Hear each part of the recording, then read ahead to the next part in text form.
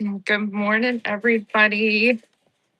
I think I'm on a little bit early from my schedule, but that's all right. Won't we like early birds? Good morning, everybody.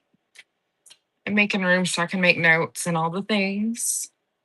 Good morning. Good morning. Does everybody have their coffee or energy drink this morning?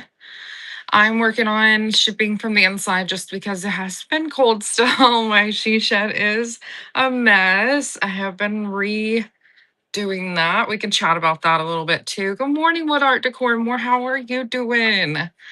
Good to see you. 25 Jeep Girl, Porch Like Pickens, Mickey's Mini, Rustic Revivals for Keepsake. Oh, that's a cute name. Thank you for coming in, you guys. I'm going to go ahead and throw up a giveaway. I typically don't do a lot of giveaways during seller support shows just because it's just a time for me to help anyone that needs assistance or wants their questions answered. So if you guys have any questions, drop them in the chat. If you guys have future shows that you want to self promote, go ahead and do that as well. And let's just get to chatting this morning. I'm going to go ahead and just kind of talk about my usual things. If you want to be able to watch any of the restreams of my shows, you can, at the bottom of the screen, you should see the QR code. You can scan that and it will link it to my link tree, which has links to my YouTube channel, the Facebook group that I have set up to run. So you guys can join that Facebook group. It has lots of good information out there as well. My YouTube channel, all my streams should be streaming over there as well. And then I also have links to my Amazon storefront where I have links to like my thermal printer, my bubble machines, tape and labels and all the things that I actually spend my own money on to purchase to run my business. So there's lots of information within my QR code that you guys see at the bottom of the screen. All my social media is the same under Gems and Joy. So that makes it a lot easier. Auntie's Antique Attic, welcome in. Hello, hello. There is Patrick. You're never modded. Dude, add a picture already. Patrick's my boyfriend. He needs to add a picture because it just shows P. You guys, welcome in. Good morning, Sunset Swamp Market. How are you doing today? We're just doing a little seller support show, just to do some chit chatting. I'm just modding some of my friends coming in, but you guys, no pressure about staying in. One of the number one things I think that can help everybody. Wow, this phone is frozen. My phone is frozen. That's fun. That's fun. My other phone is frozen. I hate when that happens. Let's pin that at the bottom of the screen. If you guys, you're frozen. Are you freezing in Florida? You just turned the big water tower on. Okay, well, I'm washing laundry that I should have did yesterday. I wanted to keep ahead of that before the water tower turned on. You guys, it's cold here, but it should be warming up to like the 60s today in Texas. I'm very excited about that. What I pinned at the bottom of the screen is one of the QR links that I just pinned. It is the Vintage Community Whatnot Brainstorm is a Facebook group that I have set up. I think it was last December, not December 2025, December 2024. So it is an older group now. Oh my gosh, I can't believe it's a year old, but that's insane. But we have over 400 people that have joined that group. There's lots of information. You can give yourself updates. You can join free trains. There's links to, like different products. If you have questions about how to handle a certain selling situation, definitely check out that group. It is very informative. All you have to do is click to join, answer the questions, and it will get you in. You have to be human. Like, we're trying to prevent spammers from being in there. So that's why you have to answer the questions. Otherwise, you can't get in. Okay. I was watching some other seller support shows this morning, and there's probably, now that I'm realizing, there is so many on Monday. So now I'm starting to wonder, do you guys have a preference on when you watch seller support shows? Should I do them on a different day? Are you in the mood to listen to them on a Sunday versus a Monday or a Friday or something like that? Let me know in the comments. I would love to know when would be a better day, because I feel like there's a lot of seller support shows on Monday mornings. So maybe Mondays are not the best day. I don't know. I can always shift mine. I have several of them scheduled out right now, but I want to be able to help people. You like weekday afternoons. Weekday afternoons. I kind of like that idea. I kind of like that idea. So I may just see what I can work into my schedule. Because I was kind of leaning towards maybe I should pin this to like this afternoon and chit chat so then I'm not so rushed in the morning on getting all the things done that I need to on a Monday morning, like last minute packing things that I got to take care of and everything. You guys, I think it was last Friday. I did like a super quick show and then I closed out my you watch whenever.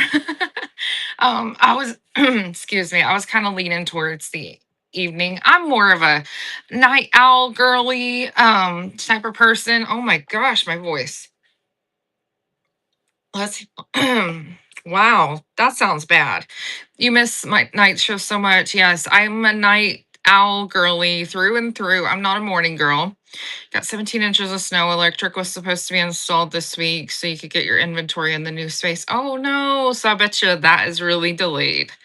I totally get that. Yeah, I like nights and evenings. That's kind of more my jam. So I may like give that a whirl and just see what you guys think. I may shift some of my seller supports. But if you guys see my shows up with my dog, I think that's going to be my new thumbnail for my seller support shows.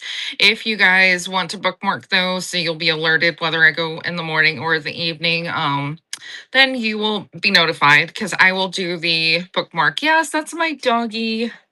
Yeah, I used to have two dogs and over the years they have passed away and I'm just down to one dog now and she's very spoiled rotten. Very, very spoiled rotten. My heart can't handle more loss. So we're just down to one pup, but that's okay. She's very spoiled. I love her very much. I just saw another German Shepherd about 30 minutes away where the owners aren't taking care of them. And I'm very tempted to go drive over there and steal that dog. It's another German Shepherd. And I'm like, oh my gosh, it needs love. Because they were saying the dog only gets fed once every other day. And I'm like, oh my gosh. It hurts my heart. And it's the most beautiful German Shepherd. I'm very tempted. I haven't even told Patrick. I was just going to come home with another dog. Because feel bad. Yeah, and that's why you have 5 dogs. Yeah. I love dogs, you guys. I love doggies. I like cats too, but I don't know. My German shepherds I'm obsessed with. Anyways, what was I saying? Do it, we got your back. Thank you. I appreciate it. Okay, so last Friday I closed out my yeah, most people don't. And it makes me really, really sad that they were like, this dog is wandering around, only gets fed every other day, and then it got really freaking cold. And I'm like, that dog needs to be inside at night and, with a warm environment and fed and watered and all the things. Like, I'm not the most perfect dog owner, but I tell you, my dog is inside every day. Every night she's inside and kenneled and spoiled and she gets all the treats and all the things. And I call her a diva, but I made her that way.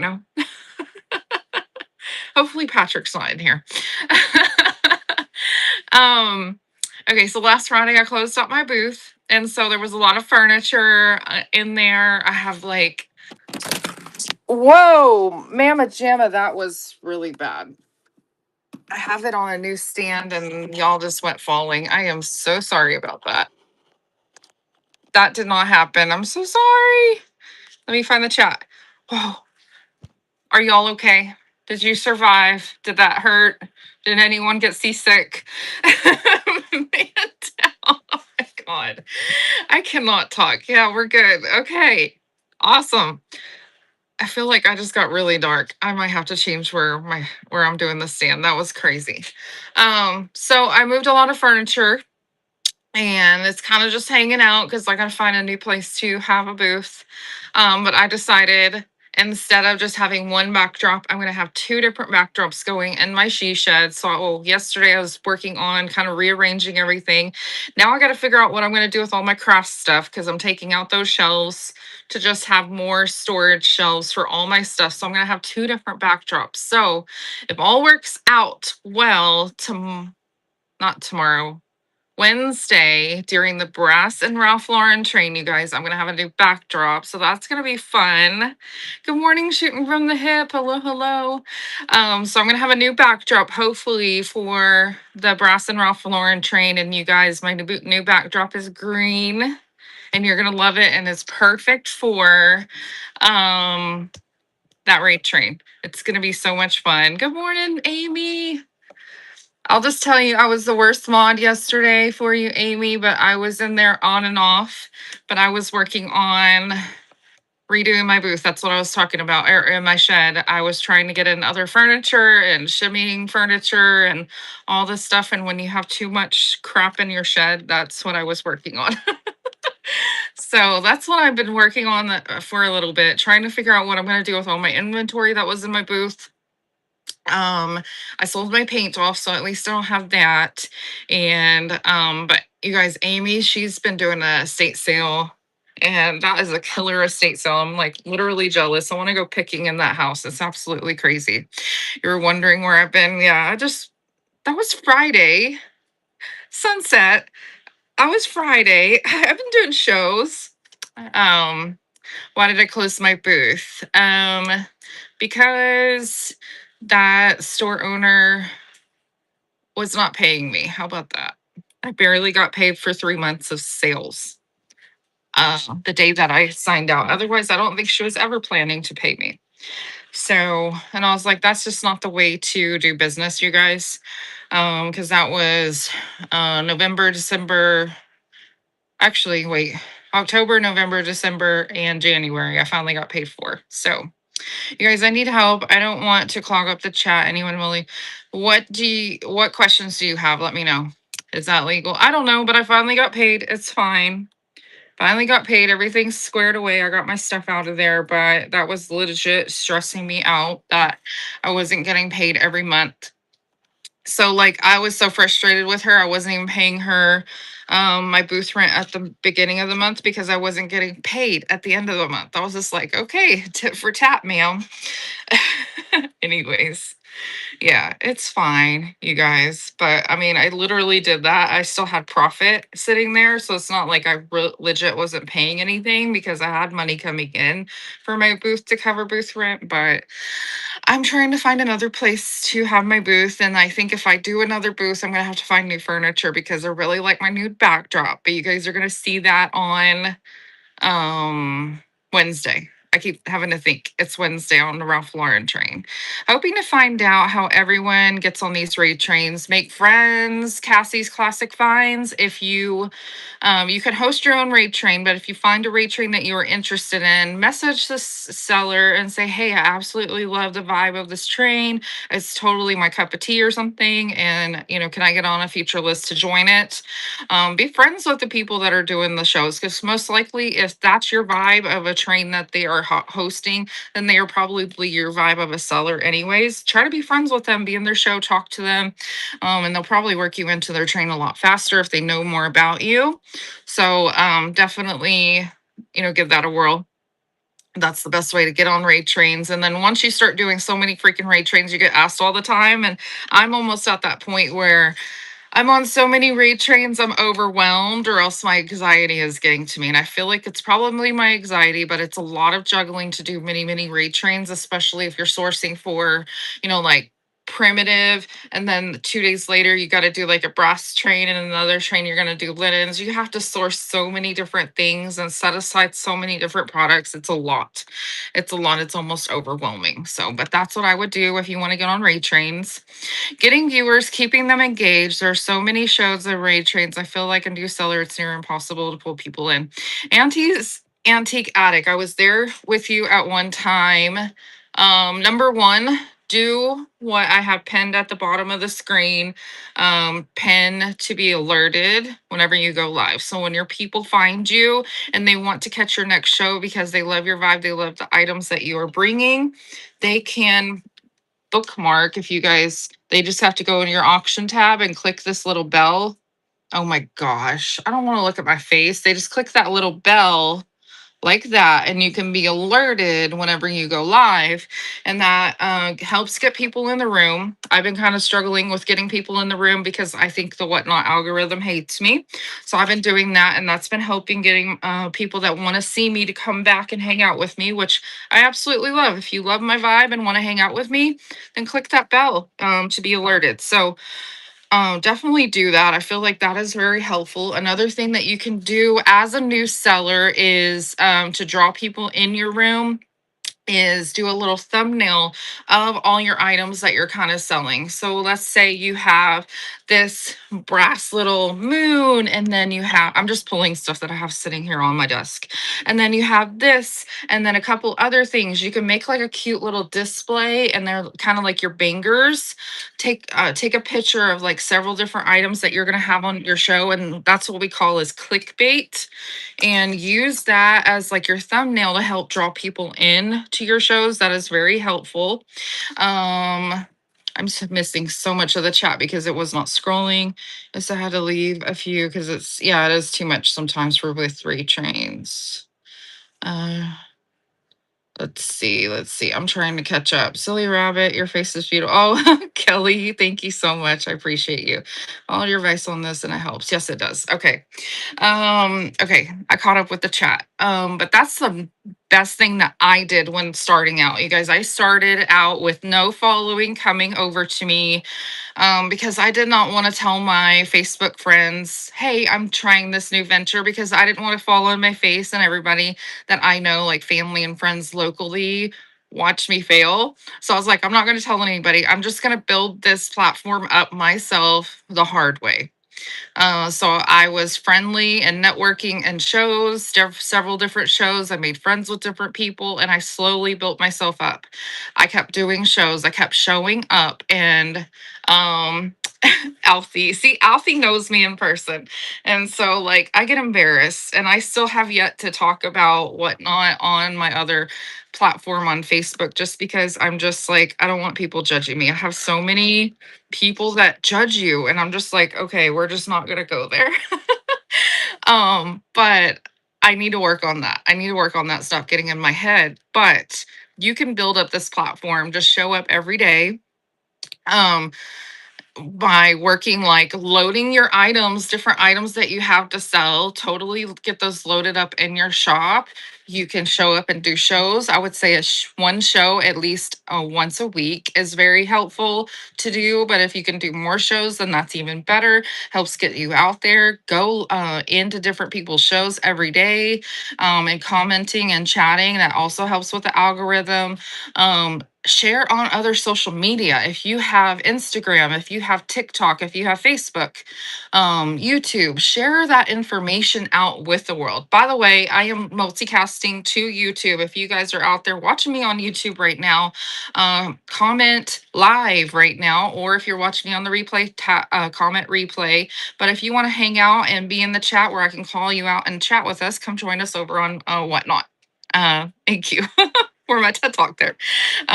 If I'm friends with people on Facebook, they're from a past life. I don't care if they judge. Well, Cassie, you're better than me. I get it in my head. I get it in my head, but I need to get over that. But hey, you're already on the up and up on that.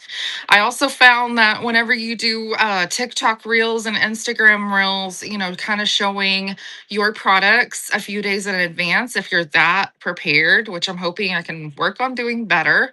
Like you can do scans and you can put them in your stories. You can make reels on them and put it to other social media and say, hey, come hang out with me on Wednesday or on Friday at 7 p.m. Central Time. Come hang out. You have a chance at winning some of this stuff if you really, want to snack some of it, or just come hang out and, laugh at me, whatever. That is really helpful with getting more people in your show as well. I have had a few people come over from TikTok, Instagram. I've made more friends by having that different content. I've had stuff go viral and more eyeballs can see my stuff, which is really exciting. And they come over and hang out. You can give people certain coupons from coming over from different social media that they can use whenever they shop in your shows. That would be another incentive to help them come over. Um, Hopefully that's kind of helpful. But you guys, you're not going to be I'm going to say 90% of anybody that comes on this app, you're not going to come on this app and go live and you're immediately going to have like 200 people in your room. Okay. You're just not. You're not. Unless you have a following built up or something like that is going on, you kind of know what you're doing. You're not going to have that many people in your room. You're going to have to work to get those people in there. And consistency, showing up, doing it hard and scared and all the things, just showing up every day, doing all the hard work pays off in time. And you don't have to have 100 people in your room in order to have a fantastic show. You really don't. I would rather have 30 buyers in my room instead of 200 people just staring at me and not swiping. You know what I mean? You can have a great show with just a little bit of people. I promise you. Family heirloom antiques. You guys see them come in the room? I love them to death. I love them. They are an antique store in Illinois, and I love them. And I know a lot of times in their shows, they have smaller shows, but they have the best products. And the other day, I didn't get to watch their show, but they had like, what was it, 70 to like 100 people in their show. And it was freaking fantastic. And I just thought to myself, I don't have time to watch them, but I was like so excited for them. I was like, oh my gosh, yay, more people are finding out about family heirloom antiques. You know why? They have different rooms in their antique store, and it's a family owned business. They have anything from MCM to Pyrex to Rusty Crusty, to like man items and I don't know. They have everything. They're an antique store. Like, obviously, they're going to have everything and it's going to be incredible. You had your best show with 40 people. Hey, there you go. You don't have to have a ton of people. And then you can have like 100 plus people in your room and you can have an incredible show as well. Because you know what? You could start with just a few people and people are going to be like, oh my God, they have killer stuff. Or I know somebody that wants something like that.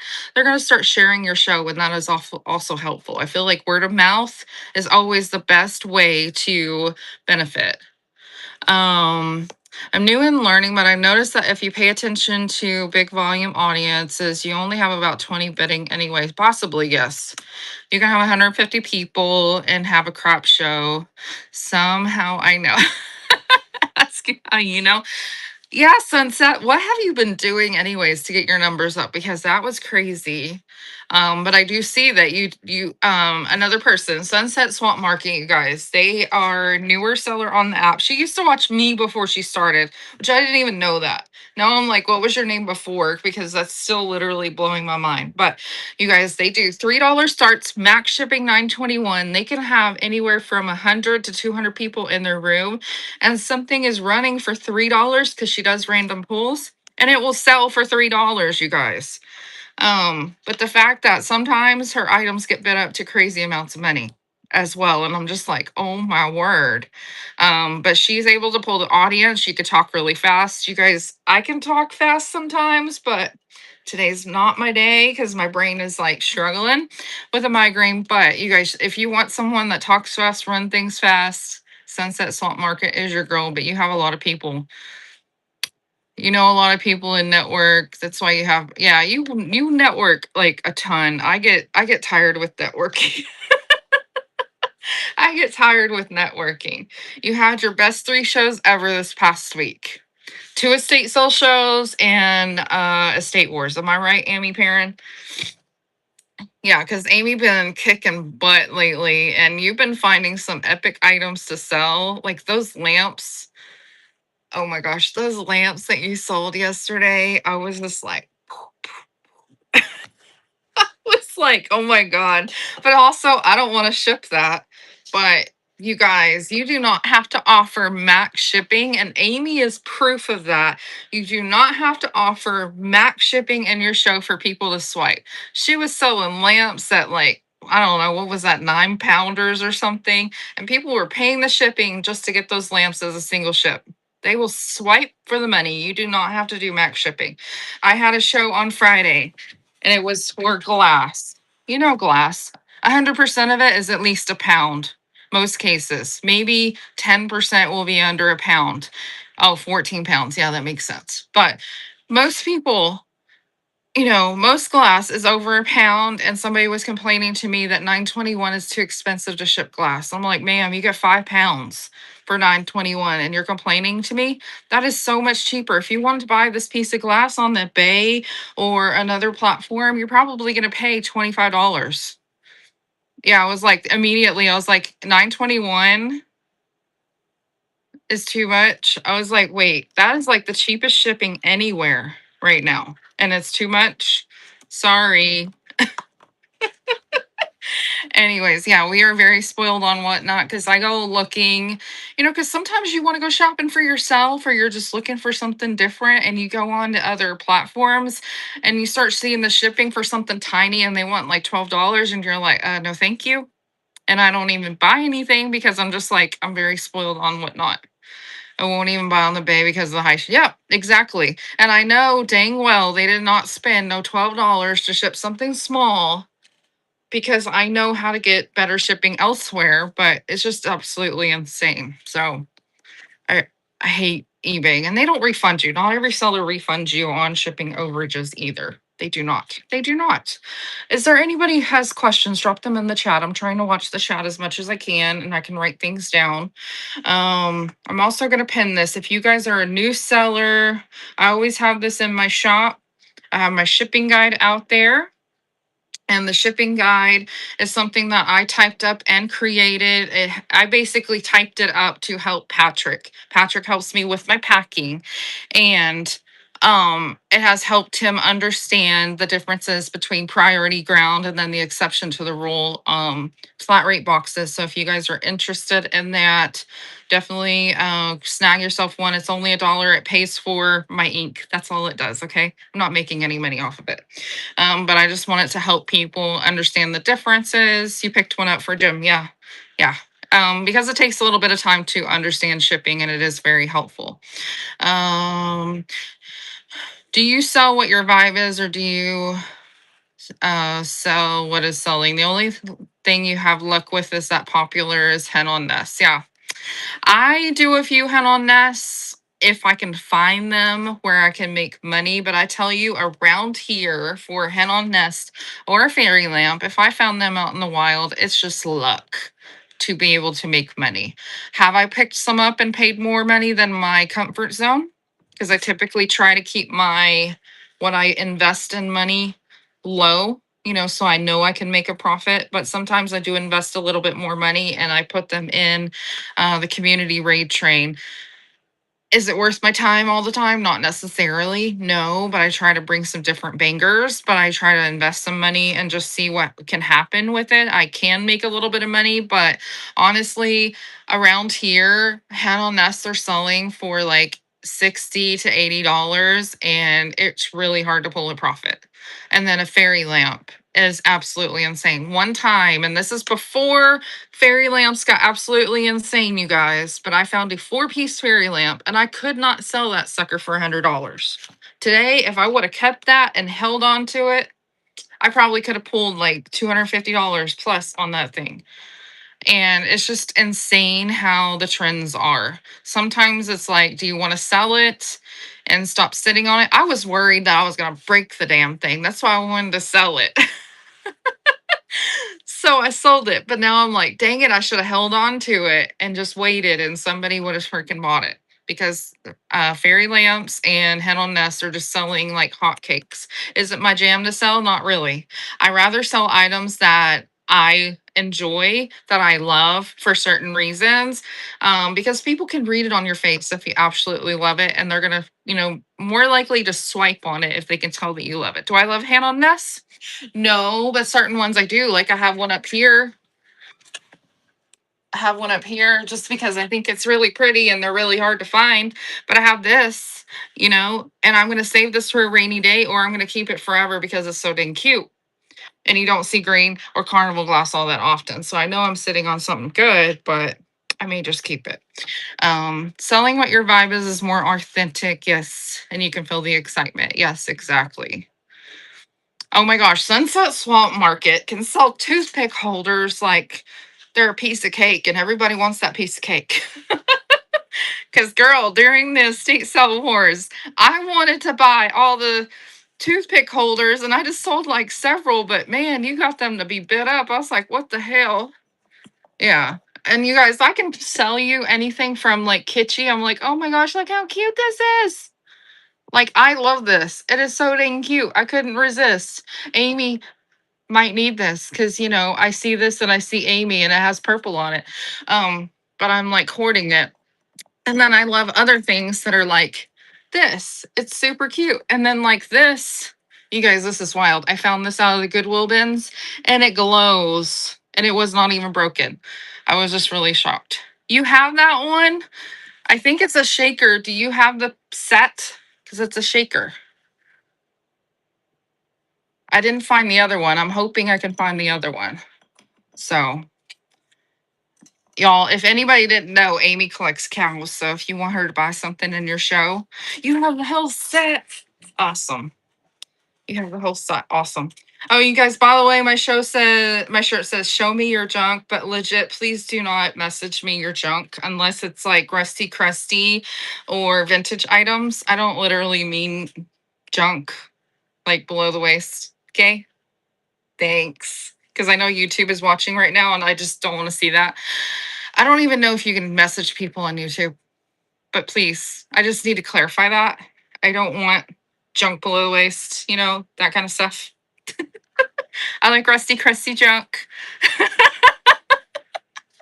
I even asked Cycle by Bree and her show, I was like, so if I buy this and wear this shirt out in the wild, people don't randomly flash you, right? Like, I don't have to run that risk about wearing the shirt out in the wild. She's like, no, that's never happened to me. And I feel like that would happen to her more than me, but I still had to ask. Anyways, that was funny. I'm a dork, but I legit asked that questions. But you can never say never. Girl, you better be careful. Some girl, wait, crusty junk as in rust?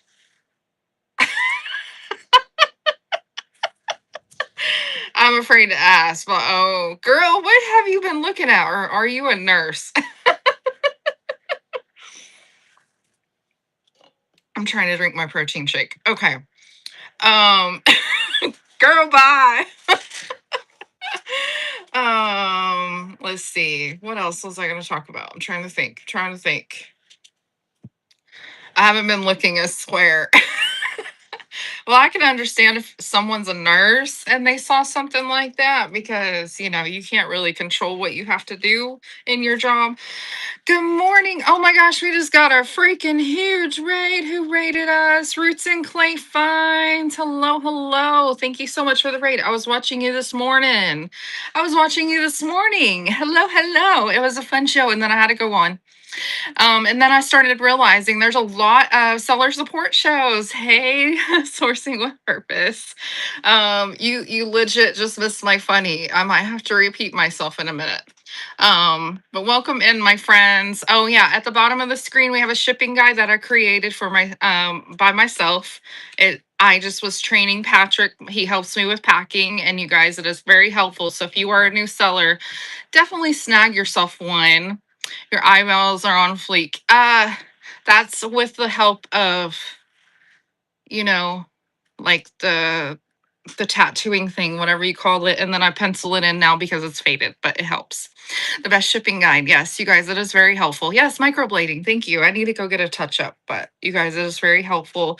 The shipping guide is incredible. The dollar, just legit, I only get like 30 cents, so it helps pay for my ink. Ink is not cheap. Probably should charge $2 for it, but it's fine. But you guys, it is very helpful. You need that.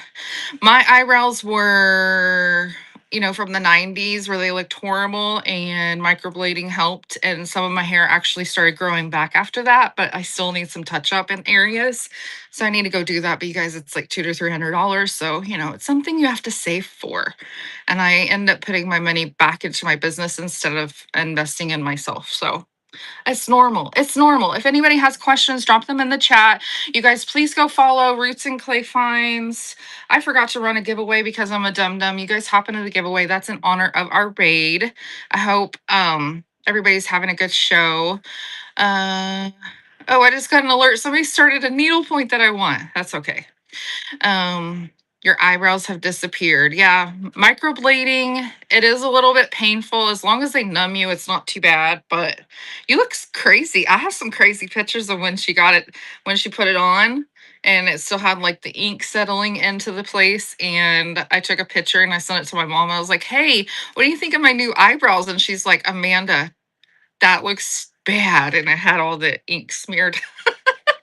It was so funny. Microblading's awesome. Your hair grew back. Yeah, it does help your hairs grow back, definitely. Because like I had none up in here and it wasn't even very thick. And so it does help. I probably need to do it, a couple more times to maybe help my hair grow, but it's definitely worth the investment. And it looks real. So you don't have to feel like it will look like tattooing and it looks awful. It actually looks like hair. So that's why I did it. Okay, any questions? You guys drop it on the chat. Drop it in the chat. Do you sell everything on here or more curated shows the better? I can sell a little bit of everything, but I like to do curated shows or at least some kind of like a theme show. I feel like that will draw your audience in better. So like I have some shows coming up that are, I have no idea what that was. I hate when I hear noises in my house and I don't know what it is. Um, you guys, I think we have a squirrel living in our attic and we can't get it out. Anyways, I'm doing a spring theme show. So I'm going to have like lots of bunnies and wooden items and all kinds of stuff. I'm just going to do a spring theme show where you can just decorate up that way. You can do like brass and glass. I'm going to do a book theme show. You can do art, which bless your soul if you sell art that is only framed because that is going to be a shipping based. But just saying, you could do all kinds of different shows that way. But I feel like curated does better because it draws that audience in for specifically what they may be looking for. It's very helpful, but you can do a mix of stuff. And I see sellers do fine with that as well. Makes it feel less like a flea market or garage sale. Yeah, when it's kind of curated and it looks better when you decorate your shelves for sure. Yes. Um, I own a salon and I have an esthetician and she does them powder brows and permanent makeup. It's awesome. She did yours 8 years ago and no regrets. Yeah, I don't regret getting microblading done ever. I got that done like way before whatnot. I sell everything, storage boxes, estates curated. Yeah, it's just how you want to run your business. Thank you, Sunset Swap Market. Everybody has their own preference of how they want to do things. But I also do shows where I go live from a store or a place that I go sourcing from, and you can see a little bit of everything. And I can sell everything. And I don't like niching myself down so much to where like I only sell brass or ornate pieces. Try not to do that. That's just a big suggestion from me to you. Do not niche yourself down so much where you're only known for one thing. And then if you can't find those items anymore, you're literally SOL. So be able to be known as, hey, I can sell some kitschy things. I can sell some primitive things. I can sell brass and ornate items. I still love all those pieces. I'm a girl that loves eclectic in my decor. I like to mix and match. I like new and old and primitive and rusty crusty. And then I like the ornate frames in there with it. It's just such a vibe. And that's just how I like to decorate. So I feel like that's just my vibe. And I can curate items according to that way. So, I bought like this from Mediva. It's still sitting here, girl. I haven't decorated with it. And then, like, I will also buy something like this. And somehow I can make this work together. You know what I mean? And then I could pair it up with something like this. And then all three of those things will just pair beautifully. I have all this sitting on my desk. Let me buy that back. Mediva, no, I want it. You can't have it. I stole it. But I love decorating things that way, and it's just so much fun. I'm trying to catch up with the chat. But that's my style, and that's what I want to stick with. So try not to put yourself so much in a niche that you kind of limit what you have the ability to sell. If you can't find, I'll trade you the copper pieces you got. Girl, you sold that to me. I'll think about it. You're a nut. You're a nut. I need to buy something so I can buy those copper things from you. Where's the chat? I love your shows. Oh yeah, yeah, yeah, yeah. Oh, Perch Lake. Congratulations, you won that giveaway. That's what happened to you with minis when you first started. Locked you into a tight spot. You had to jump ship and expand. Yes, yes. I think we need to say that again. And absolutely. I think I'm missing some of the chat. So you guys hold on a second. Thought about selling, but it seems so overwhelming. I worry you wouldn't do great. And you can talk to a wall though. Hey, Brit C Bat. I'm gonna call you Brit Bat because that sounds funny. If you can talk to a wall, then you could totally do this. I will just say that whatnot is not for the faint of heart, and it is a lot of hard work because let's just walk through all the steps to be a whatnot seller. You have to one source the items. Okay, so you gather all of this collection, you're a gatherer, and then you are going to take pictures of every single item and you're going to load it. So you have to load all that items, and that does take time. And then you have to go on and sell those items. So that's more time that you have to do to sell it. And then once you sell it all, like you're talking to your teenage child, once you sell it all, let's say you sell out of all those items, you have to pack and ship it. And then once you pack and ship it, if they don't do where they come to your house to pick up, like me, you have to take all those items to the post office to drop off. So there's like all these steps, and then you have to do it all over again. And it's very repetitive. It can be plain and simple, but it is straight up a full-time job. I do this for a full-time job, and I was doing it as doing it part-time, but it legit still is a full-time job because there is so many steps, and I probably missed a lot of things.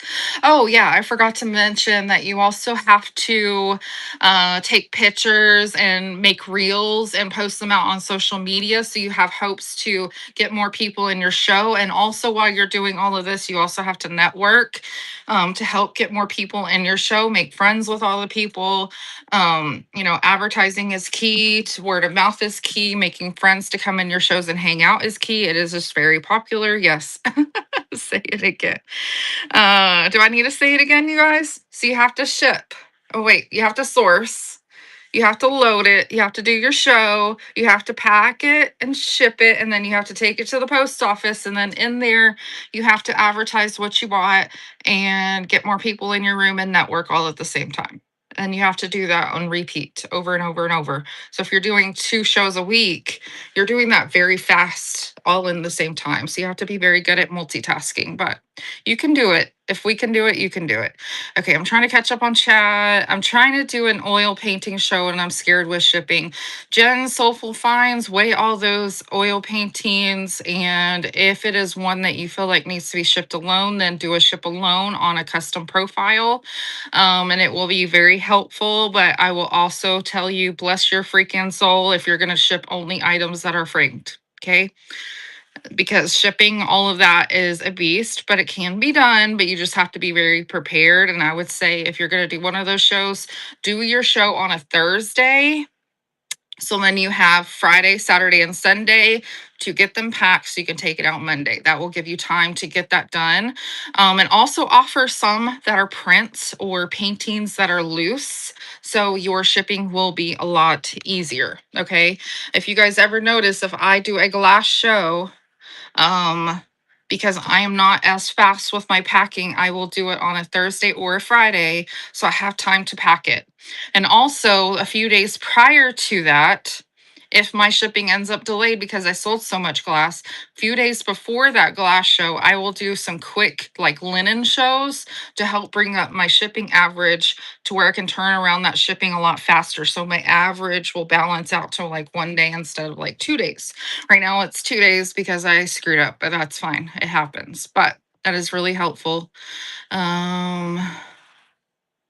Trying to catch up. I have booths in an antique store. Do you think it's a good idea to offer the other vendors items I have to pay for at that store? Booths in an antique store. You can give them a discount, or are you trying to leave that antique store? I sold some of my items because I just pulled my stuff out of my booth and I sold the other items to other vendors at a little bit of a discount, but where I can still make money on it. But that's what I would do. Um, Yeah, weigh each item is definitely key until you get used to knowing what items weigh, especially as a new seller and deal with customer service, the new seller help and break it. Oh, yes. Oh, thank you, Sandra. I'm glad the shipping guide is helpful for you.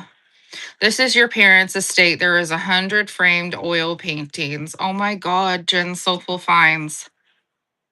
Oh, oh, can we buy them from you? I'm kidding.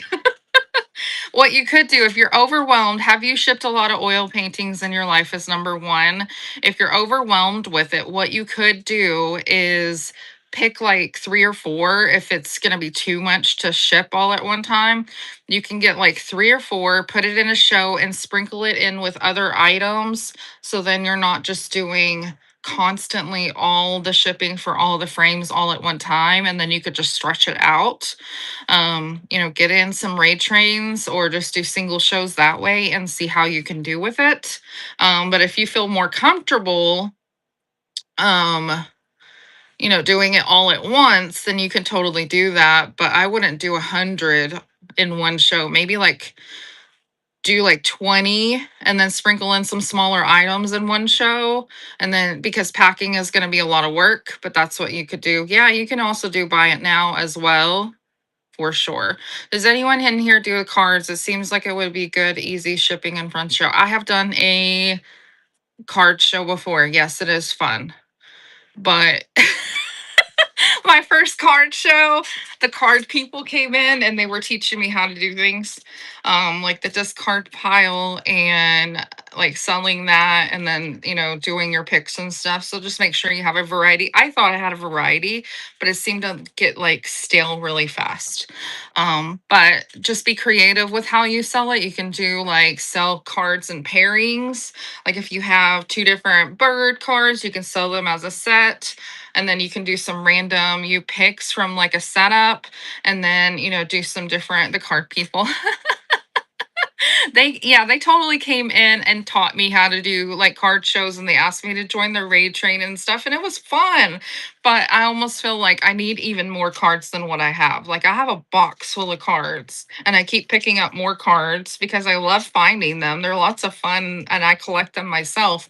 But you just have to be creative on how you get people to buy them. And I also would recommend doing like max shipping on that show and running them at the 78-cent shipping.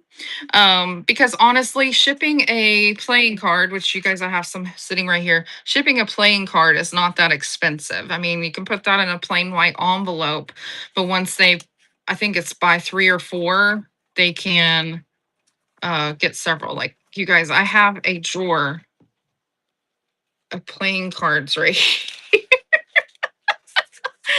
I've been slowly collecting some of my favorites. Oh my gosh, Sunset Swamp Market, if you're still here, look what I got. Look what I got. I need to figure out where I'm gonna do with him, but I got him from her. But anyways, that's sitting right there. Let me see the chat. Me too, you got too many. um Well, Jen, Soulful Finds, let us know when you're going to have your oil painting show, because I already followed you now. And now I'm going to bookmark some of your shows because I want to see these oil paintings. And I know there's some people in this room that are going to want to see it. Cards. I think I saw somebody come in. Rochelle's Revival. I saw you come in. I was yapping. Welcome in. Hello, hello. Good to see you, my friend. I'm so behind with commenting. Oh my gosh. But yes, I just followed Jen Soulful Finds so we can see your oil paintings. I know there was a seller on here doing like loose oil paintings at one time, and I absolutely love that. I bought several, and I think there's some sitting over there that I want to find frames for to sell, because I always find frames and I need art for them. So I'm always looking for that as well. But if you already have them framed, then that's like, people love art right now. Art is big. See if you can get into that. What's that raid train called for art? It is a hit every month that they do it. I'm trying to think of what it's called. If anybody knows, comment it in the chat because I think that would be a good one for you to get into. Is there a raid train or show specific to ephemera? I have a ton of old postcards and pictures. Yes. Antiques, Auntie's Antique Attic. Yes, there is a train. I'm trying to think who does that train. Um, you know what? I'm gonna see if I can find them by filtering it down to ephemera. Just a second. I just can't think of their name off the top of my head, and I hate when that happens. Ephemera. Duh, duh, duh. Margaret Bednar, she's a good seller, but I don't know if she still hosts raid trains. Ferraris Finds is one that does raid trains in ephemera category. And what's that other person's name? Da, da, da. I hate when I go blank, you guys. I'm looking. I know they have shows. I'm just not seeing it come up yet.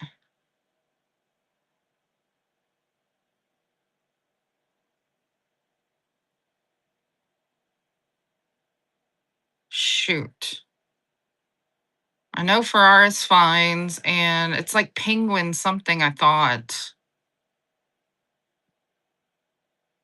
If anybody knows, let me know. I'm just not seeing their shows. Maybe they're taking a break.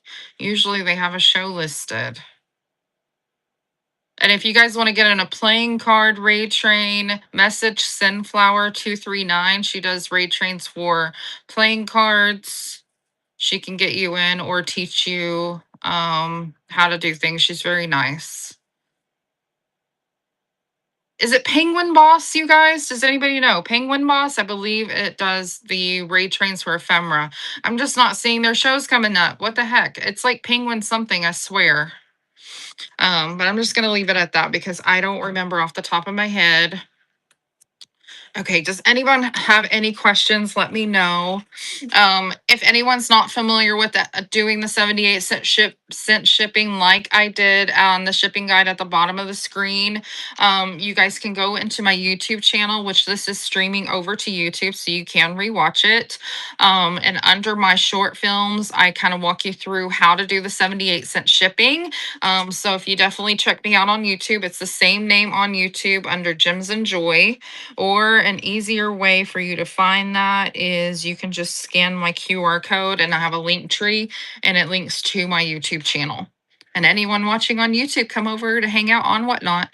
Is it the best to do your first show in a raid train or independent? I would say your first show, so it's not as stressful for you because your first show is already going to be stressful as it is. I would do it on your own, just personally, because raid trains is time conscious. You have to make sure that you raid on time, understand how to raid into another seller. I would definitely just do your own show just so you can get used to how to push all the buttons and all the things. And I wouldn't do your first show as that because usually your first show lately I've seen for new sellers is they're a little bit better than your second show. I'm gonna do another giveaway, guys, because I did put one out of order. So you guys hop into the giveaway. Thank you so much for being here. Ask all your questions if you need any support. I like to answer anything that you have. Yes, seller supports are really good. So if you have questions, just let me know. Also, Jen Soulful Finds, I know you probably done shipping on oil paintings, but if you have something really big, you can do custom profiles for like different sizes of art. That might be a good suggestion for you to make it easier to load, especially with good size boxes. That's another thing is if you're going to be shipping a lot of art, you need to make sure you have the ability to find the boxes for them to fit in, or else be able to make Franken boxes. That's another tough one. And if you use like pool noodles to protect like the edges of it, make sure you have stock of that as well. That's another thing to consider is if you're going to be shipping a lot of art, it uses a lot of bubble wrap. If you use pole noodles for around the edge, you need to have all of your supplies handy, especially if you're going to be shipping a lot of it. Just make sure you have enough supplies so you're not panicking. So that's another reason I suggest shipping it on a Thursday or doing your show on a Thursday or Friday so you have more time to ship it because it takes longer, especially if you're making Franken boxes. Have a sharp knife and lots of cardboard, and I'm sure it'll be fine, but it still just takes a lot of work. Um, let's see. What else do I need a pen? I know someone was talking about being interested in maybe a. Did I move that? Maybe I didn't bring it in here. That's okay. I loaded my bin up with lots of items. If you guys are interested in there, it should be max shipping today with any kind of shipping. So definitely check that out. Also, in my QR code that I had pinned at the bottom on my link tree, I have my Facebook group that I have set up for over a year ago. It's actually been a year since we set it up. It's the Vintage Community Whatnot Brainstorm, and it is a friendly Whatnot Facebook group where you can ask questions. There's links to like packing material and like thermal printers and bubble machines and all kinds of stuff in there. It's at the bottom of the screen, Vintage Community Whatnot Brainstorm, and it looks like the picture that you see below.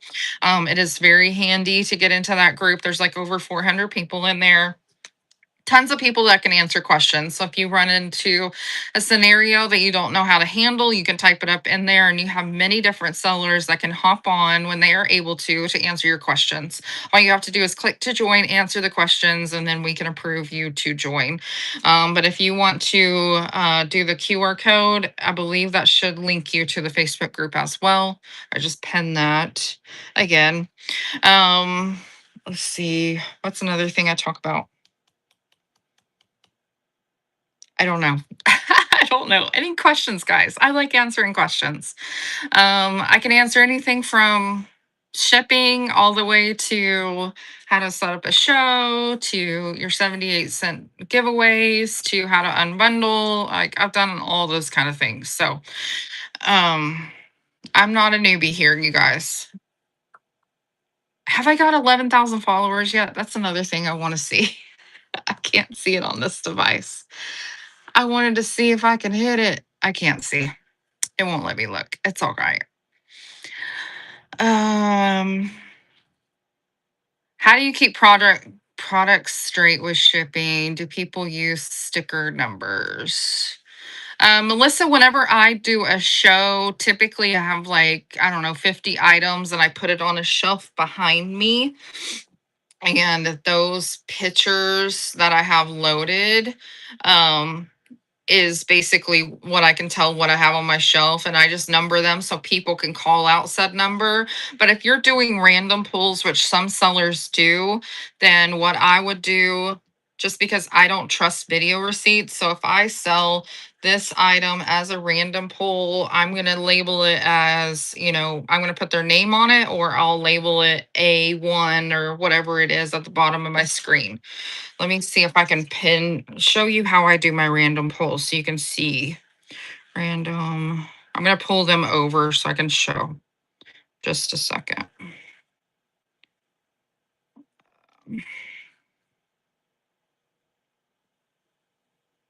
I only pulled a few over, but you should see it in my auction tab now. So if you see the one that I pinned at the bottom, Auntie's Antique Attic, thank you so much for being here. You won that giveaway. Thank you. Thank you.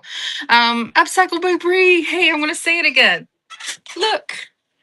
You guys, I would love you to show me your junk, but nothing below the waist. Don't send those in my DMs. But I like pictures of Rusty Krusty. Nothing below the waist, but if you have like Rusty Krusty, all the good junk kind of stuff, yeah, definitely message me that. So let's say I sold this as, let's say this is a lot bigger, but let's say I sold this item as a random pull, and it's like my listing at the bottom. You see how I have a letter that is G? And then whenever I run it, if it's the first G that I run in that show and it sells, I will label this as G1. And that's how I would see that on the back end side. If I did it as a random pull, this will be G1. And then if I ran another item under G1 and it's the second one that runs, then it would be G number 2 or whatever it is. And so I label mine according to weights whenever I do a random pull, and I have it lettered in the alphabet like A through H or whatever it is. It will print on the customer. Yes, literally what you see, it will say G random pull 2 to 3 pound item, and it will say hashtag number 1. And so you will see G1, and then it will say G2 or whatever it is. So if I do this option to run as an auction, this is a 1 pound item, it will say E1 or E5 or E10. And so that's how it would specify to your customer. If they want to see what that specific item is, it will be showing in their video receipts. And your customer can see that. Whenever it's sold, there'll be a video receipt of it selling. If I don't wear a shirt to buy semi truck parts, lots of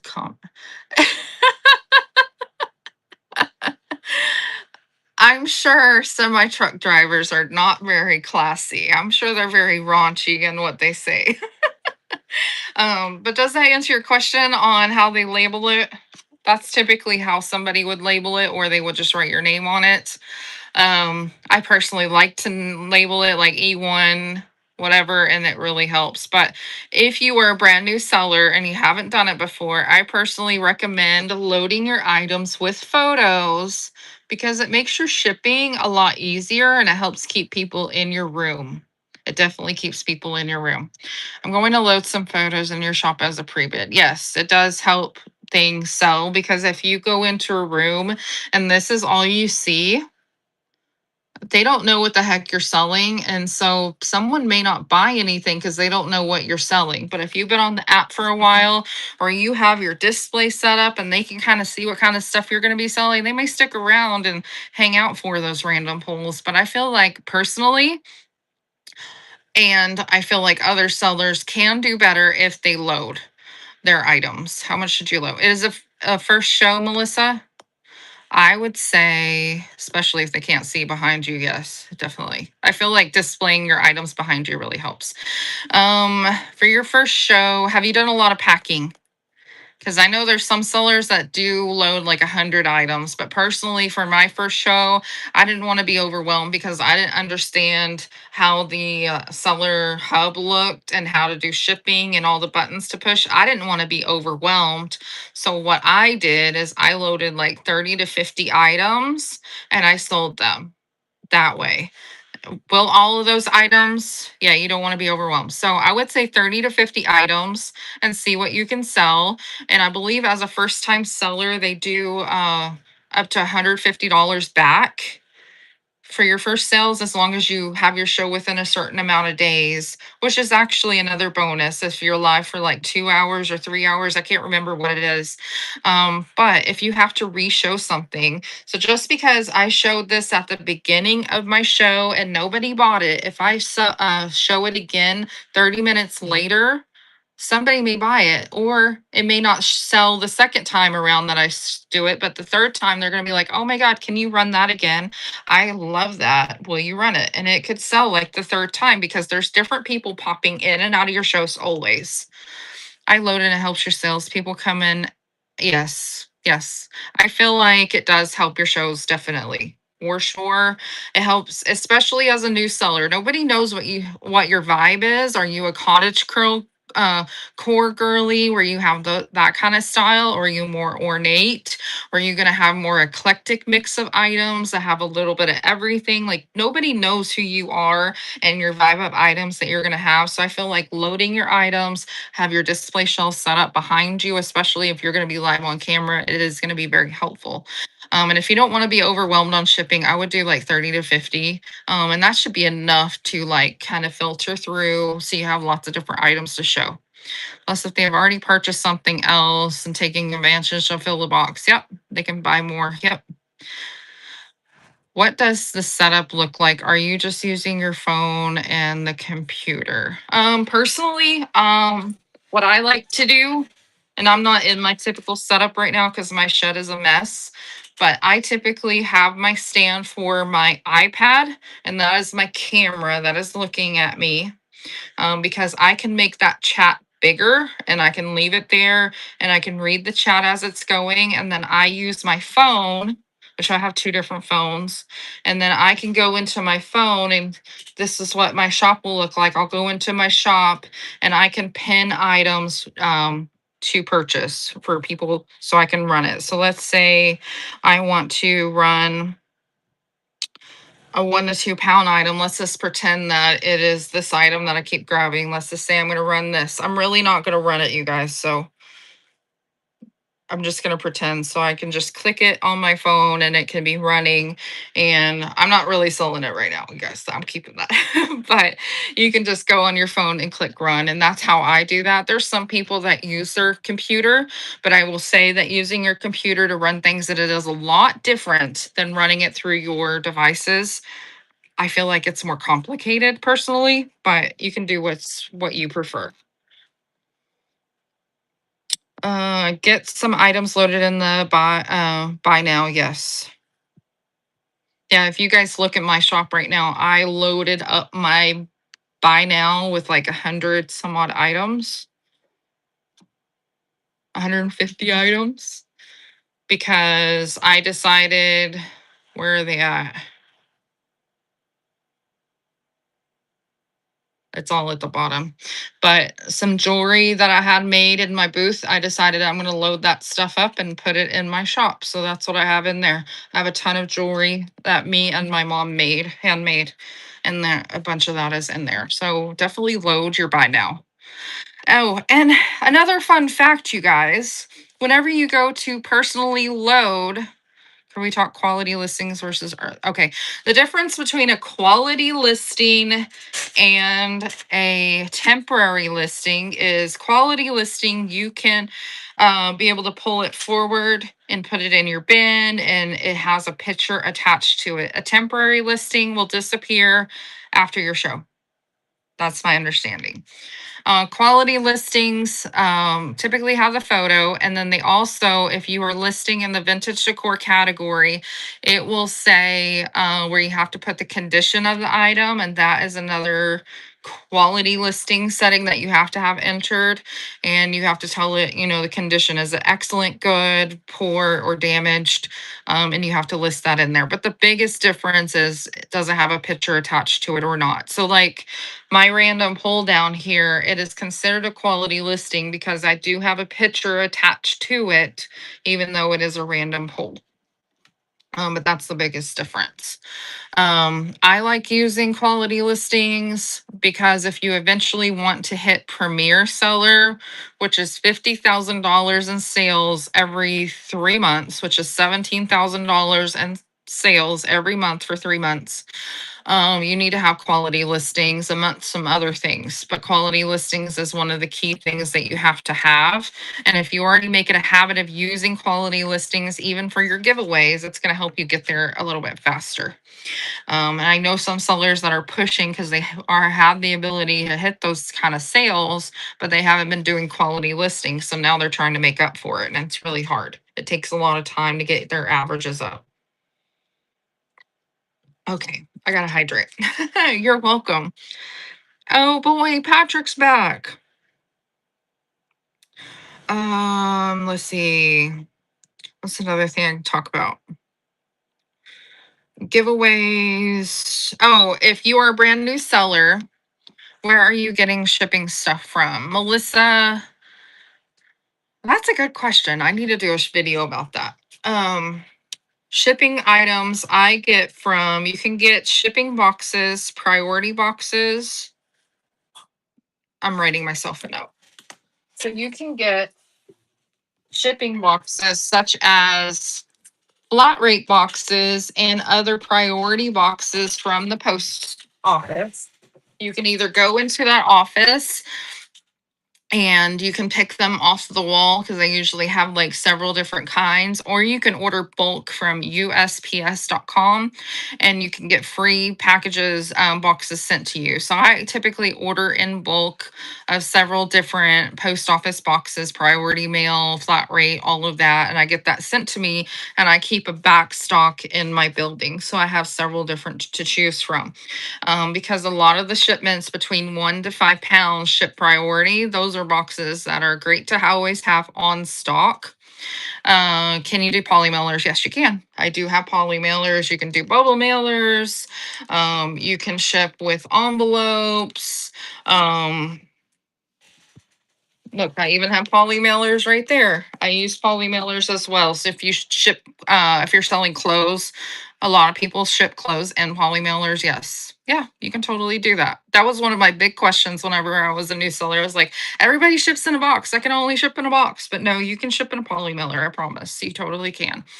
Another thing, you can get boxes from different locations. You can go to grocery stores, Dollar Generals, nursing homes, schools, and get brown boxes, which is helpful for items that are under a pound, which is like 15 ounces or less, or boxes that are over 5 pounds. You're going to need boxes for that are brown.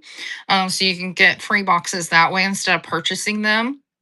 Now, bubble wrap, I get those from Amazon. I found that that is the best deal, and I have that linked in my Amazon storefront under Gems and Joy. And on the Amazon storefront, I can get 2 big rolls of bubble wrap, 700 feet for $28, and it is the best deal that I have found. Even compared to like Walmart or Sam's, and it is the best. You cut out. Can you free brown boxes? Go to Dollar General, the dollar stores, grocery stores, nursing homes, schools, different places like that, and ask for their brown boxes, or go to the back where they recycle them and just take them from the back. I typically just go to the back of the Dollar General and grab a bunch of boxes, or even Patrick comes home with boxes, but that doesn't help you guys. So that's why I'm just telling you where you can get boxes from, and they're free instead of purchasing them. Yes. Walgreens, CVS, Rite Aid. Yes. Do you ship directly from the Whatnot platform? Yes. From the Whatnot platform, they actually generate the labels for you, which somehow I got split over. So, like Auntie's Attic won a giveaway. How do I cover her name? Doo, doo, doo. Oh boy. I gotta cover her name. Hold on a second. Let me find a post-it note. There we go.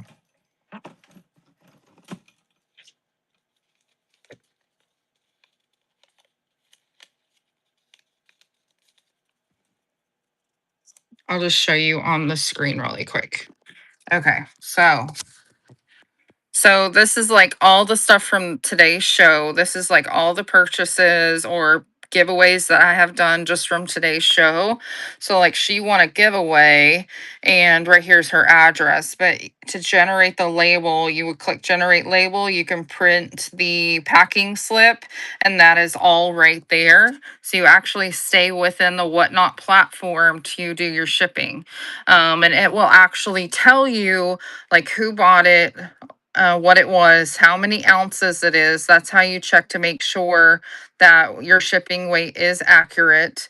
And then it will tell you how it's shipping. If it's first class mail letter or if it's priority, it will actually tell you right there. Hold on, let me pick another screen so I can show you what it looks like for priority. Okay, there we go. So like it will also tell you it is ground advantage, or if it's priority, it'll actually list it for you on the screen. So whenever you go to pack it, you know what kind of box it needs to go in. So you can tell that this box was a single ship, and it's 160 ounces. And so that was a very large box. So that one's going to be ground advantage, which is a brown box. These I can put in a priority mail or brown because they're a priority. And so that is just very handy. So hopefully that is helpful. I know I missed some chat. If you guys have questions about the shipping guide and you have not grabbed my shipping guide that I have pinned below, grab that for $1. It will help you so much. It's just something that I created. I started as a buyer, still buy, but you've been reusing from your personal packages. You only done one show. But should have enough for a few more. Yeah, I do that as well. The Gilded Corner, I totally buy stuff for myself or to resell or something. And then I reuse all of that packaging material, even items that I get from Whatnot or I'm sorry, from Amazon for like packing supplies. I reuse those boxes. If they put paper in there, I reuse that paper. I reuse everything that I have the ability to. So that's why I always say that if you sell something on Whatnot and you pack something in bubble wrap, then use stretch wrap to hold that bubble wrap to your packages. So then the bubble wrap can be reused, which is so handy, you guys. Especially if the bubble wrap's still in good condition, it can be used. So definitely use stretch wrap. Oh, you're welcome, Yankee Peddler. Hopefully that is helpful. I know you guys don't really see behind the scenes until, somebody actually, buys something. So I don't always have that out there. Another thing that I can show you, I might be able to do it on this one. A lot of people get really confused, but I don't have a big order to necessarily show you right at this moment. But let's say, so this customer bought 2 different items. Her first item was for this hobnail candlesticks, and then the second was a giveaway.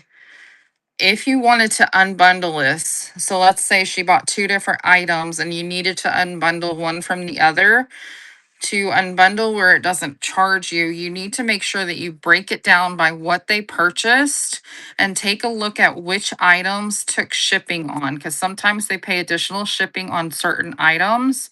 And if you want to unbundle it, you go over to the right and click unbundle shipment.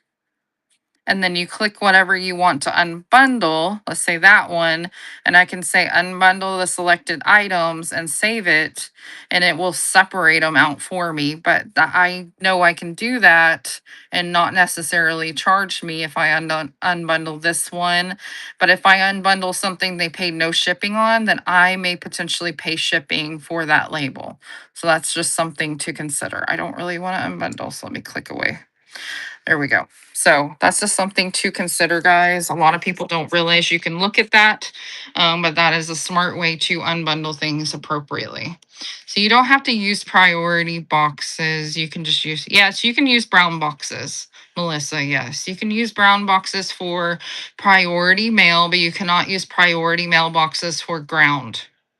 Okay, that's an exception. But why not use priority boxes? Because they're free. All you have to do is order them in. So you're not always having to search. You already have set sizes, which is very handy. It charges adjustments either way. No, it doesn't. Be more thrifty. It doesn't use an adjustment to unbundle as long as you have shipping associated with it. I promised you. I know this because I had a customer buy 500 ounces of glass from me, and it all bundled in one box. That is like 40 pounds of glass in one box. And I unbundled it into 5 boxes and I paid no shipping and no adjustments were used. You fought Whatnot about it. Whenever you unbundled it, Be More Thrifty, did you unbundle items that had shipping paid on it or no? Because when I unbundled all of that, I made sure that whenever I was clicking, it was items that she paid shipping on. Oh, really? Was it recently? You get 5 free adjustments per week. It resets on Sunday. Oh, wow, that's crazy. See, it did it to me the other day, but it went to ground and she paid like a ton of money in shipping. Good morning, Evergreen. Hello. Um, You get 5 free adjustments every week. It resets on a Sunday, and you can only use it for certain things now. I think because people are abusing it. So if you don't guesstimate your weights appropriately or it goes beyond certain amounts, you cannot use an adjustment for it. So just be mindful. But again, you only have 5 a week, which is helpful when you make a little, rough guesstimation and it ends up being more than what you put in there for your weights for shipping. But it's better than nothing, you guys, because shipping you can mess up so easily. And yes, I still mess up because that order that I had that was like 40 pounds of glass into one box, when I unbundled it all, every single box, I did not have to pay additional on it, all evened out appropriately, which is insane. So crazy. Um, be more thrifty. I don't know why you were charged. That is really weird because I did that the other day and it did not charge me any adjustments, which I thought was crazy because I was watching it because I was very curious because other people have been saying that it been using adjustments, but it didn't do that with mine. So when we put the weight into Whatnot, are we just putting the weight of the item itself or the weight with the box and packaging material? So let's say my scale is on, so hold on a second. So if I put this on my scale, it weighs 6.7 ounces. 6.7 ounces is what this weighs without packaging material. But I would probably put this in at 12 to 15 ounces to cover the box weight and packaging material and everything. Okay, that's what I would charge the customer because this will be wrapped separate from this. And then the box weight and bubble material does add up. So I would charge it as 12 to 15 ounces. Okay, so like this. Hey, Tiffany, welcome in. Hello, hello. So, like that item weighs 5 ounces. I may put this one in at 8 to 11 because it's just tiny. It's not going to need a big box. It's not going to need a bubble wrap. So I'll probably put this one in as 8 to 11 ounces and it should be fine. So it's just little things like that. Now, some things that are a pound already in itself, I would probably add, I would just leave it at a pound just so my customer can buy more and they're 5 pounds. Everything I have sitting near me is not a pound. So, but hopefully that gives you a good idea. Another thing that you need to consider, you guys, is you need to consider dimensional weight. Dimensional weight. Does anybody understand what dimensional weight is, or do you want me to explain that to you?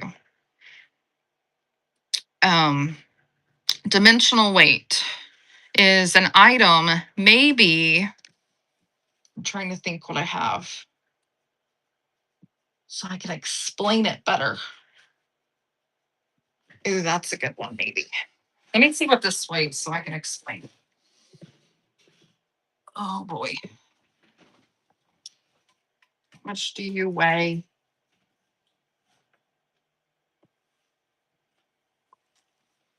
FD.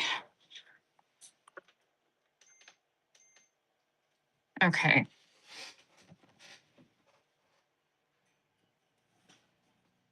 This is a bird cage. Compared to my head, it's massive. Okay. When I put that in on the scale, it weighs 2 pounds.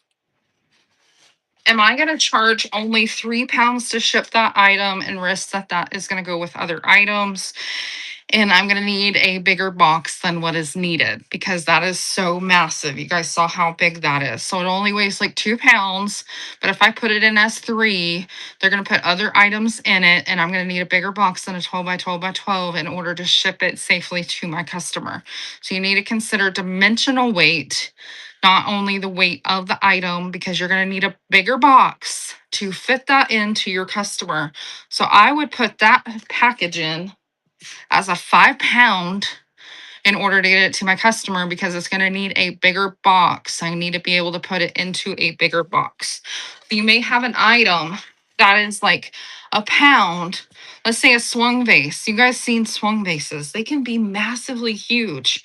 They may only weigh like 3 pounds, but for the box that it needs and the amount of bubble that it needs, you're going to need to put it in at a bigger weight in order to get the dimension of the box that you need and all the weight to cover it to ship it safely. So you need to consider dimensional weight in order to ship it to your customer safely. So it may only weigh 2 pounds or something for a swung base, but by the time you're all set and done, it's probably going to be like 7 pounds to ship it to them safely in a size box, because you're limited to a 12 by 12 by 12, which is 1728 dimensions. But a swung base may push you into a different threshold. So you're going to need more weight in there. So if you charge it at 7 pounds, you can put it in a bigger box into that dimensional weight. So most likely, if I get my calculator out, let's say you put it in a box that is 20 inches long. Actually, let's do this, 24 inches by 8 by 10. That is 1920, which is beyond the 12 by 12 by 12 dimensions, which is 1728. But if you charge it more weight than 5 pounds, you're going to be able to flex it into a bigger box, even though the weight may be at, like 5 pounds by the time you're done. You have the ability to put it in a bigger box and you have more shipping coverage there. Does that make sense? Hopefully that makes sense. And that was a 12 by, my brain hurts. Would it help if I wrote it down? I don't have a swung base to like explain it.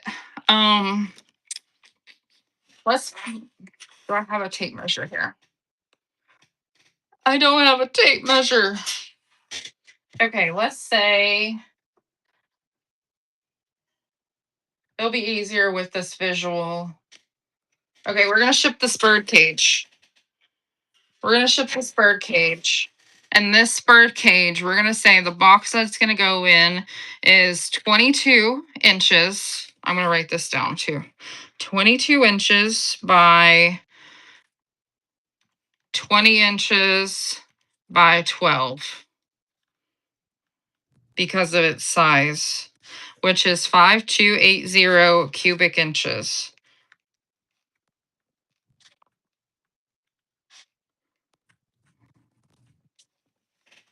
Okay.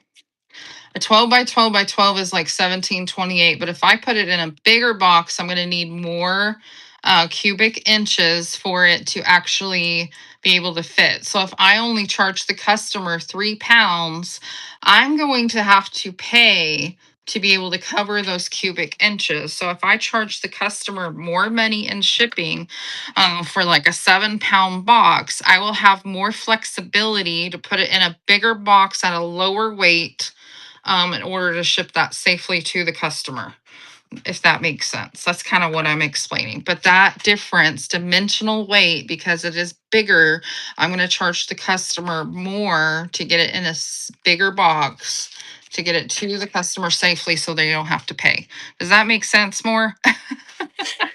Dimensional weight is a key thing here because that's where you can, if you mischarge somebody, if I only charge the customer for 3 pounds, I'm limited to this and I may lose all my profit on the item because I have to pay shipping for this. So if you do dimensional weight because of the size of the item, it will help you in the long run. So that's just something to consider for sure. Sometimes you have to see things visually written down in order for it to click. I'm that way. I'm totally that way. Any questions, guys, that I might have missed? I'm scrolling back just to see if anyone wants to drop any of their shows. Please feel free to do so. Let's just take a minute to do that as well. So sellers that are doing max shipping saying it's 921, they sell a big bird cage and a yes, they could be paying out of pocket. Yes. Yes. Like Upcycled by Bree, she says that she pays like $50 out of pocket to sell a printer's tray to get it to certain people in the country. So she has to be very careful because she offers max shipping 921. So those items have to make a lot of money in order to make it more cost effective for her. Yes. Can we then also pre-pack that bird cage and use that to figure shipping? Yeah, you can pre-pack it, yes, but I would just measure your item and get a general idea what kind of size you're going to need, and then weigh it and just add on a little bit more. Just consider dimensional weight to get your balance. You're not paying so much out of pocket. And I would say that one's like a 2 pound bird cage, but for size, I would at least charge, 6 to 7 pounds for it just to get the size box that I need. I might have to pay more out of pocket, but I'm not going to pay so much because it's already going to be sitting there and give me some more cushion.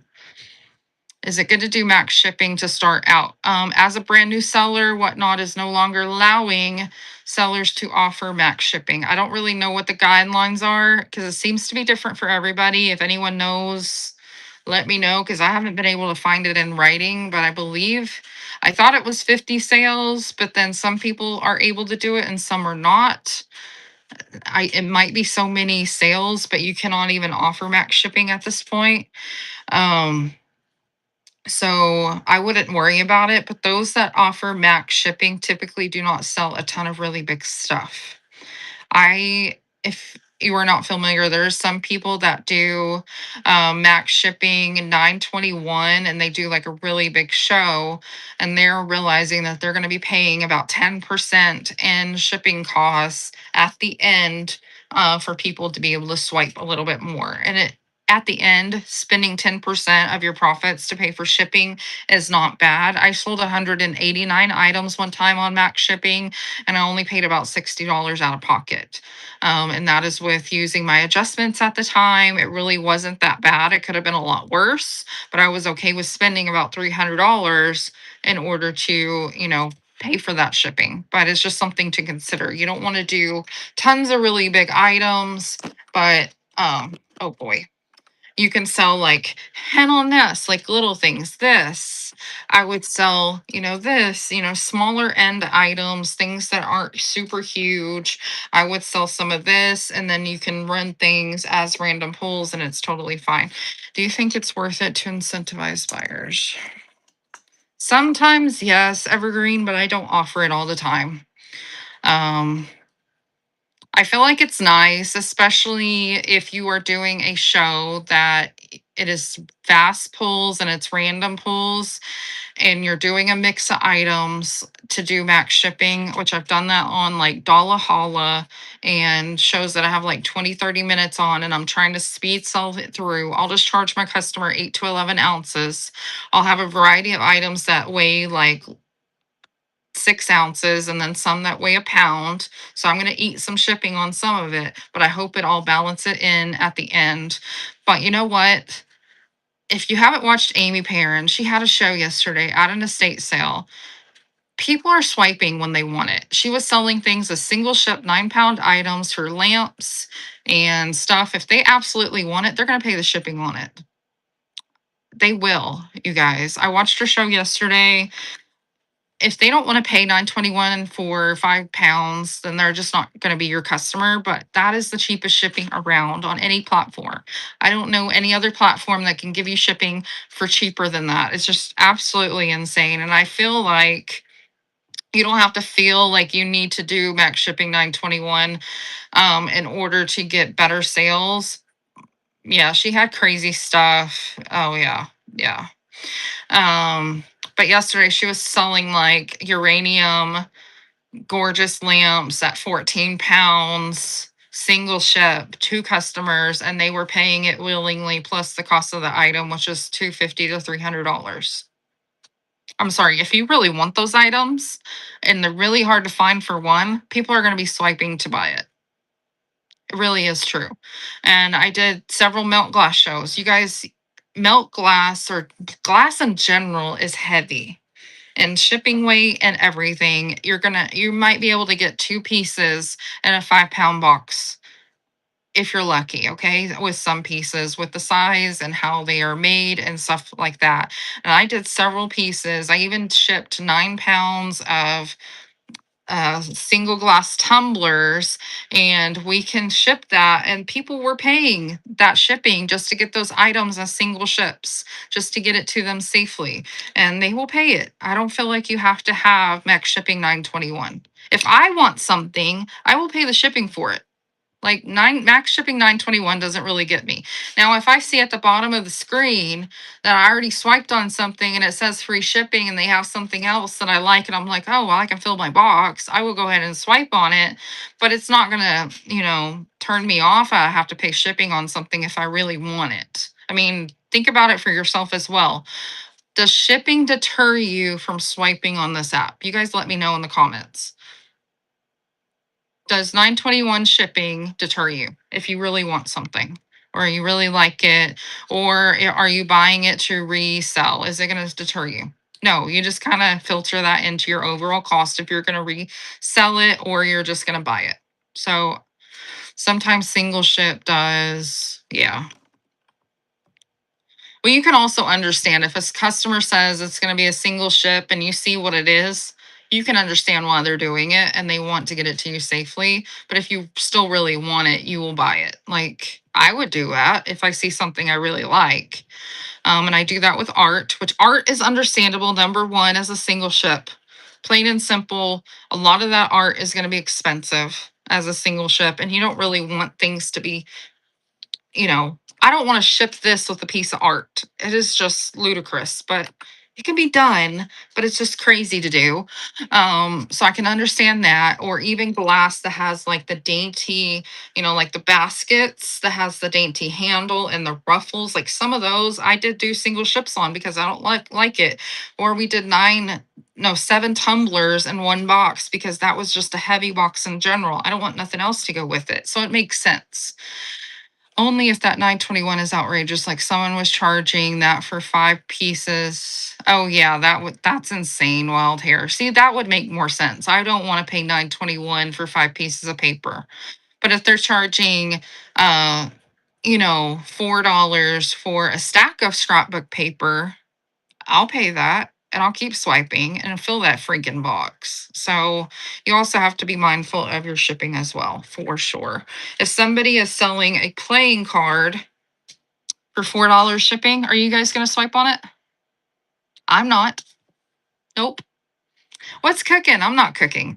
But if someone's selling a playing card for 78 cents shipping and they have max shipping turned on, and after 4 swipes, you get free shipping, most likely, are you going to swipe on it? Yes, because I'm okay with that. I'm okay with swiping for just a little bit and it will add up eventually. I'm totally fine with that. So that's another thing that you have to consider. But I don't feel like max shipping 921 is going to make or break you. And Mariah, I know you asked, but on brass shows, I do not want to offer max shipping 921 because one, brass is heavy and some of the other stuff that we put together with it is just not going to go together. And I'm not going to do max shipping. It's just crazy. But if I'm going to do a tiny show, a little miniature show, and I'm selling a lot of smaller stuff, then I'll do max shipping for that. Or if I'm doing salt and pepper shakers, I'll do max shipping on that. Brass and Chinoiserie are not going to be fun to ship. Yep. Hey, what about my pottery and brass show? That's a fun packer. Yeah. And I'm going to do that again. Brass and metals, or pottery and metals. That's fun, you guys. That's a fun shipper. It is possible. I think at this point, yes, diving in is the best way to learn. Do it if you guys ever watch the Hodgepodge Place. Do it scared, do it sick, do it lonely. Just do the dang thing. You're never gonna know if you can do it unless you go for it.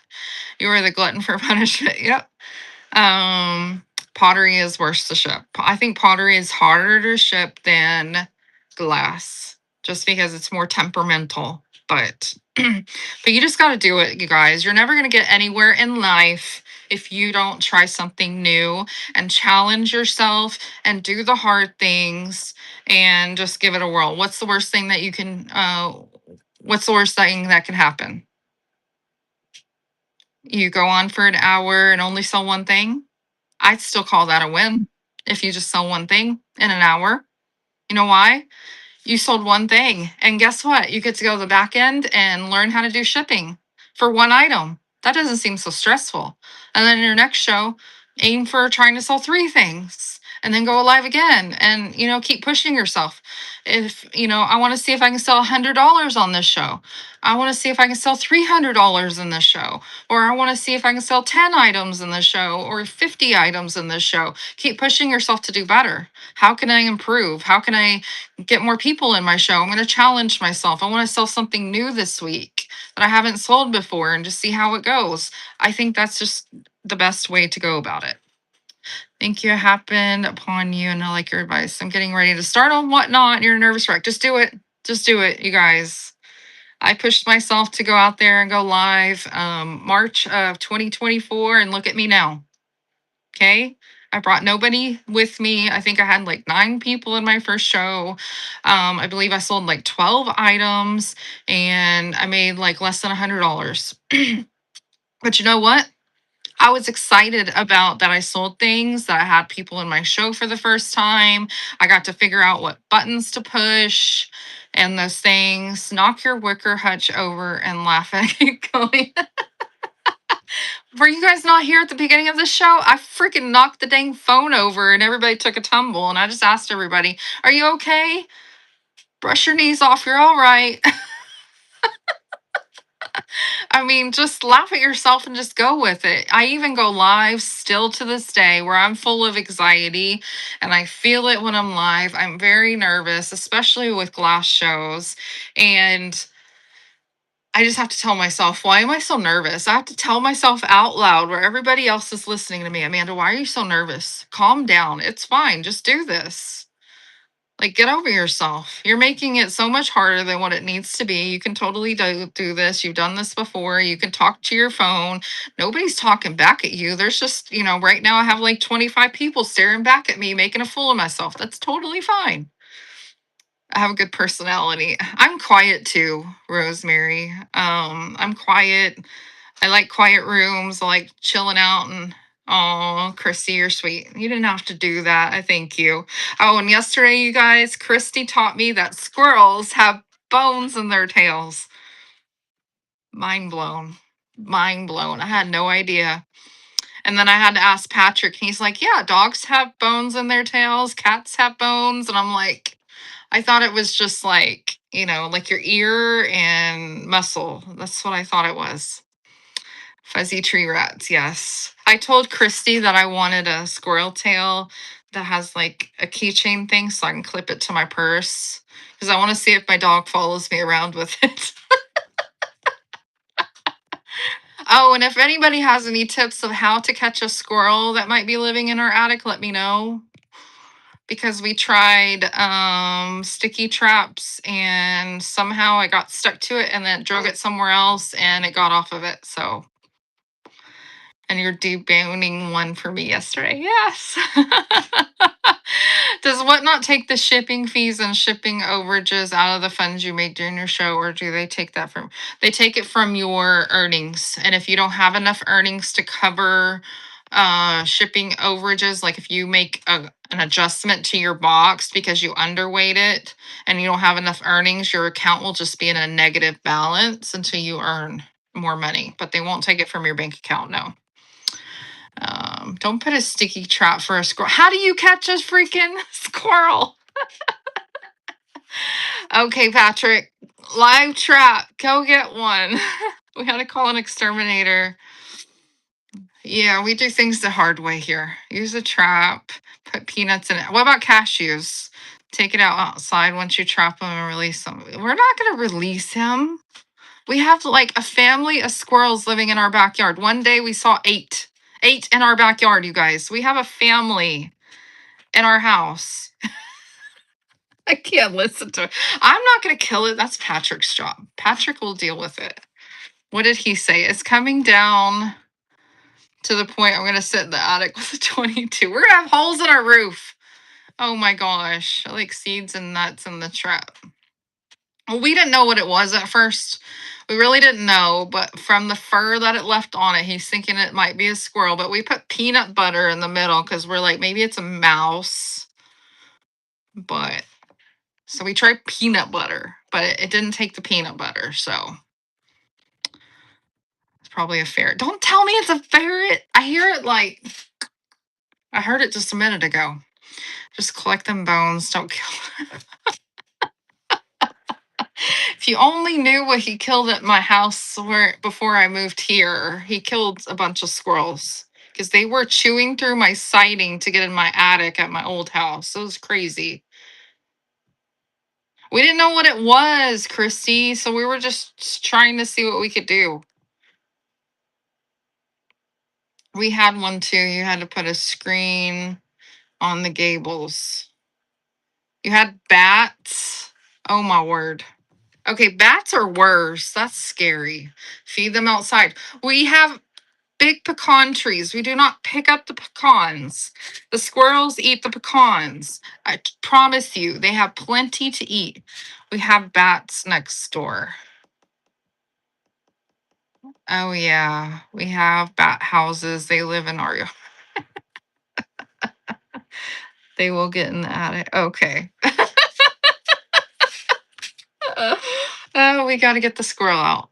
If that's what it is, that's what we think it is. Parents had raccoons, they made a mess. Yeah, we don't want them up there. It's just freaking us out because you hear it like scratching up there. Bats eat a lot of bugs. You got a live trap here at work. Okay, Patrick. I got cashews. Maybe we can try cashews, or I'll go get a pecan from the tree and see if that will fix it. So we can get whatever it is up there. Yeah, I don't know what it is. So, anyways, any questions, guys? Any last questions? Otherwise, I gotta get my booty to work. I have lots to do today. It feels like a mental health Monday in here. Well, I feel very mental, Christy. My headache is full on, full throttle. Ouch. If you have the con in your yard, he's already getting. Yeah, he's already getting them, Mediva. Henry, oh my gosh, I didn't know you were here. Good to see you, Henry. Thank you for being here, my friend. You didn't have to tip me, but I appreciate you. Same and having that kind of day. Have a terrific week. I missed your show, Shooting from the Hip. I'm sorry. I was just so tired last night. I was dead after yesterday. Henry doesn't like squirrels either. Oh, thank you so much. You guys bookmark my future seller support shows. I am probably going to try to do some evening, afternoon ones and just see what people prefer on times because I saw that there are like a lot of chat shows on Mondays in the morning. So I may like push them around. But if you guys bookmark them, you will be alerted whenever I do go live again. But I appreciate everybody that has showed up. It was lots of fun today and chatting with everybody. You kind of get to know people this way too, just as people. That's why I kind of like doing these, and then I can answer questions as well. Ooh, I see someone's on. Her name is Jay Neep. Justice for the Scroll. We haven't killed it or nothing yet, so get over yourself. It's fine. We're just trying to get it out of our attic. But let's go see our friend Jay Neep.